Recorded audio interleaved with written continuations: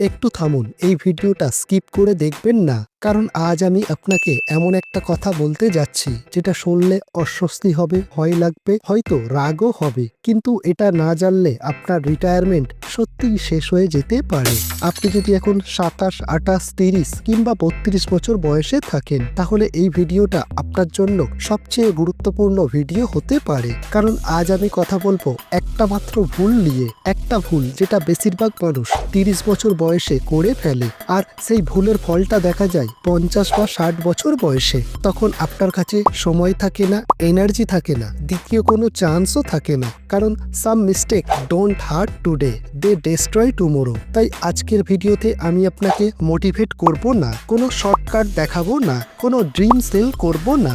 আজ আমরা করব একটা ব্রুটাল রিয়ালিটি চেক। তাই আপনি যদি জানতে চান কি সেই ভুল যা আপনার পুরো রিটায়ারমেন্টকে শেষ করে দিতে পারে, তাহলে ভিডিওটিকে শেষ পর্যন্ত দেখুন। তো বন্ধুরা, আমি সত্যেঞ্জয়, আপনারা দেখছেন টেক অর্থ ইউটিউব চ্যানেল, যেখানে আপনার ইনভেস্টমেন্ট হবে সহজ এবং সঠিক। তো চলুন ভিডিওটি শুরু করি।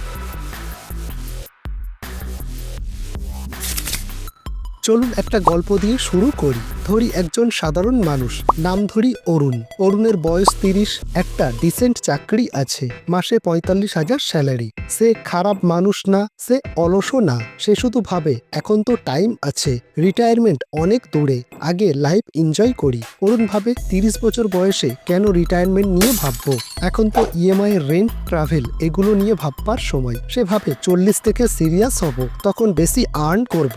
এই কথাগুলো শুনে আপনার কি পরিচিত লাগছে? কারণ এইটাই সেই ভুল যেটা 90% মানুষ করে, আর ঠিক এই ভুলটাই রিটায়ারমেন্ট শেষ করে দেয়। চলুন সোজা কথায় আসি। 30 বছর বয়সে সবচেয়ে ভয়ঙ্কর ভুলটা কি?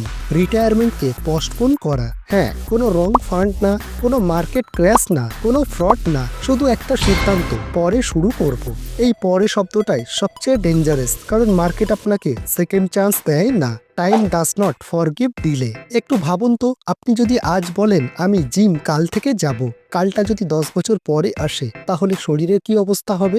রিটায়ারমেন্টও ঠিক তাই। চলুন এখন ক্যালকুলেটর বের করি। ধরি আপনার বয়স 30, রিটায়ারমেন্ট এজ 60, টাইম 30 ইয়ার্স। আপনি ভাবছেন অনেক সময় আছে, কিন্তু এখন আসল প্রশ্ন, আপনি কখন শুরু করছেন?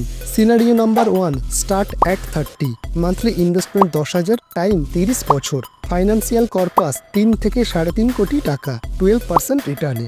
Scenario number B, start at 40, same 10,000 টাকার ইনভেস্টমেন্ট। এখানে কিন্তু আপনার টাইম হরাইজন 20 ইয়ার্স, কারণ আপনি 10 বছর পরে শুরু করছেন। ফাইনাল কর্পাস কত?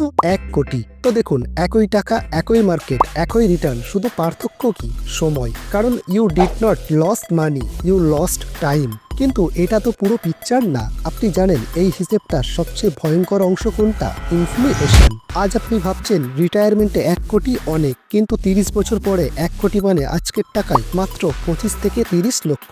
কারণ মেডিকেল কস্ট বাড়বে, লিভিং এক্সপেন্সেস বাড়বে, এমার্জেন্সি খরচ বাড়বে, সবকিছু ইনফ্লেশনে ফুলে উঠবে, কিন্তু আপনার কর্পাস না। তাই যদি আপনি দেরিতে শুরু করেন, ইনফ্লেশন জিতে যায়, আপনি হেরে যান। কারণ inflation does not care about your excuses.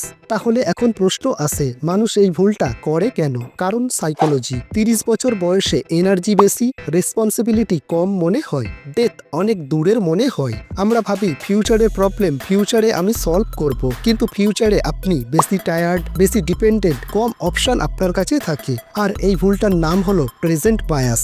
কারণ today feels Real, tomorrow feels imaginary. চলুন আবার অরুণের কাছে ফিরি। অরুণ এখন 55, চাকরি আছে কিন্তু এনার্জি নেই, মেডিকেল এক্সপেন্স বাড়ছে, প্যারেন্টের কেয়ার দরকার। সেভাবে আর 5 বছর চাকরি করব, কিন্তু মার্কেট বলে সরি, এখন শুরু করলেও টাইম নেই, কম্পাউন্ডিং নেই। রিটায়ারমেন্ট তখন ড্রিম না, ফিয়ার। এই ভয়টাই 30 বছর বয়সে ইনভিজিবল ছিল। কিন্তু ওয়েট, শুধু দেরিতে শুরু করাই একমাত্র ভুল না, আরো একটা জিনিস আছে যেটা এই ভুলটাকে আরো 10 গুণ ভয়ঙ্কর করে তোলে, আর তা হলো ডিলে প্লাস রং এক্সপেকটেশন। 30 বছর বয়সে মানুষ ভাবে লেটার ইনকাম বেশি হবে, then I will invest more, কিন্তু রিয়ালিটি লাইফস্টাইল ইনফ্লেশন ইনকামের আগে দৌড়ায়, যার ফলে car, house upgrade, children expense বাড়ে এবং সেভিংস সিকুইজ হয়ে যায়। Result, retirement always next year, then later never comes. চলুন এখন আমরা সলিউশন খোঁজার চেষ্টা করি। দেখুন, সলিউশন খুব একটা কমপ্লিকেটেড না। আপনি যদি কয়েকটি রুল মেনে চলেন তাহলে আপনি খুব সহজেই এই সমস্যার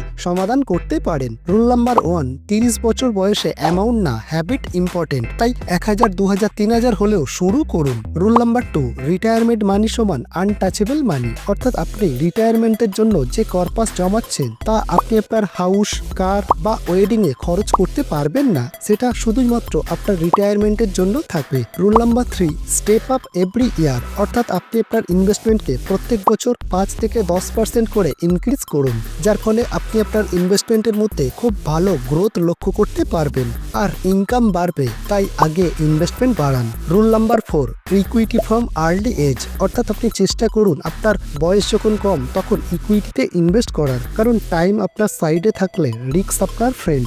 শেষ কথাটা শুনুন, 30 বছর বয়সে আপনার সবচেয়ে বড় অ্যাসেট স্যালারি না, সময়। এই সময়টা যদি হারান, টাকা দিয়ে তা কিনতে পারবেন না। তাই রিটায়ারমেন্ট তখন ফাইন্যান্সিয়াল প্রবলেম না, মেন্টাল পানিশমেন্ট। তাই retirement is decided in your 30s।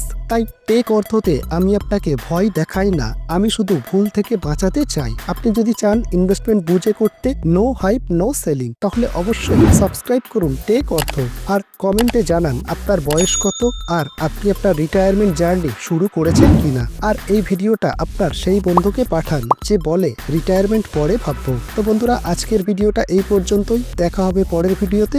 Thanks lot for watching.